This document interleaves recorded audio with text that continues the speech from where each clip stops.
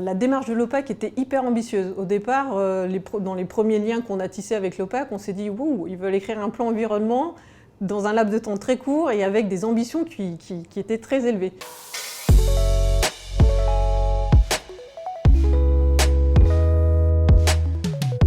Cluster Éco-Bâtiment est un réseau d'acteurs et de professionnels qui vont travailler sur la performance énergétique et environnementale appliquée aux bâtiments. L'OPAC du Rhône avait déjà fait un premier travail d'identification d'axes d'action pour travailler sur le plan environnement. À partir de ces axes de travail, le cluster a travaillé pour arriver à trouver des solutions complémentaires, des solutions qui sont encore plus ambitieuses que celles qui avaient déjà été trouvées par l'OPAC. On a pu donc challenger les équipes de l'OPAC, notamment sur un sujet, le sujet de l'évolutivité des espaces. On se rend tous compte que les cellules familiales sont en train de changer, qu'on fait de plus en plus de télétravail. Il y a beaucoup de mutations qui sont en place en ce moment.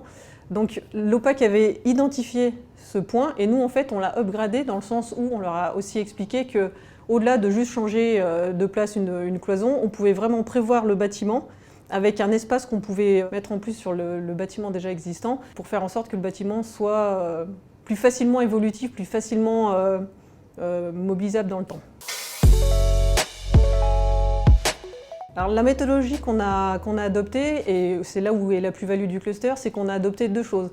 Première chose, c'était une animation un petit peu particulière qui a consisté à la fois avec des équipes de l'OPAC, à la fois avec les équipes du cluster, à faire des systèmes de brainstorming pour vraiment ressortir la majorité des idées et faire converger les idées ensemble, et donc fixer des priorités avec, et c'est là l'originalité, un laps de temps donné, donc se dire en 2022, tel pourcentage de nos bâtiments seront performants sur cette thématique-là. Et ça, c'est une vraie ambition et une vraie méthodologie qu'on a réussi à mettre en place avec l'OPAC et qui était, je pense, assez innovante puisque, à ma connaissance, aucun autre organisme a mis en place ce type de méthode.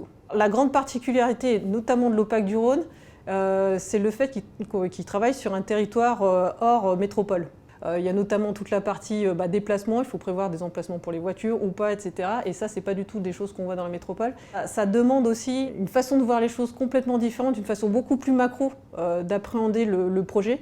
En fait, on dit toujours, le bâtiment, il peut être très performant, mais si autour, en fait, rien n'est performant, ça ne sert à rien.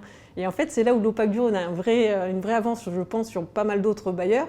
C'est qu'en fait, eux, ils ont déjà cette vision hyper macro. Ils disent, bah oui, là, on a un petit lot sur telle commune, mais en fait, on ne veut pas que le lot il vive par lui-même. Ce lot, il vit à travers tout ce qui existe déjà dans la commune et toute la partie infrastructure, aménagement, etc. etc. Et ça, je pense que c'est une vraie plus-value au niveau de l'OPAC.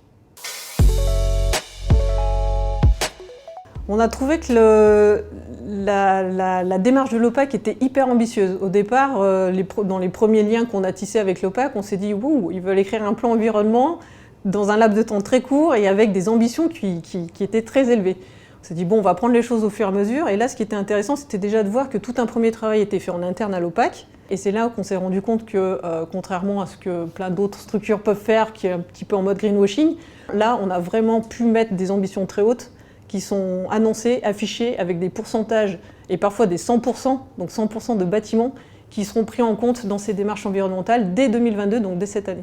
On voit aussi que l'OPAC n'a pas juste jeté comme ça sur le papier des grandes ambitions, des grandes idées, mais en face a mis un plan de financement. Et ça, c'est quand même vraiment la part la plus importante, c'est on a des idées, tout le monde peut en avoir, mais on a aussi du financement et on est prêt surtout à faire de l'investissement sur ces sujets-là.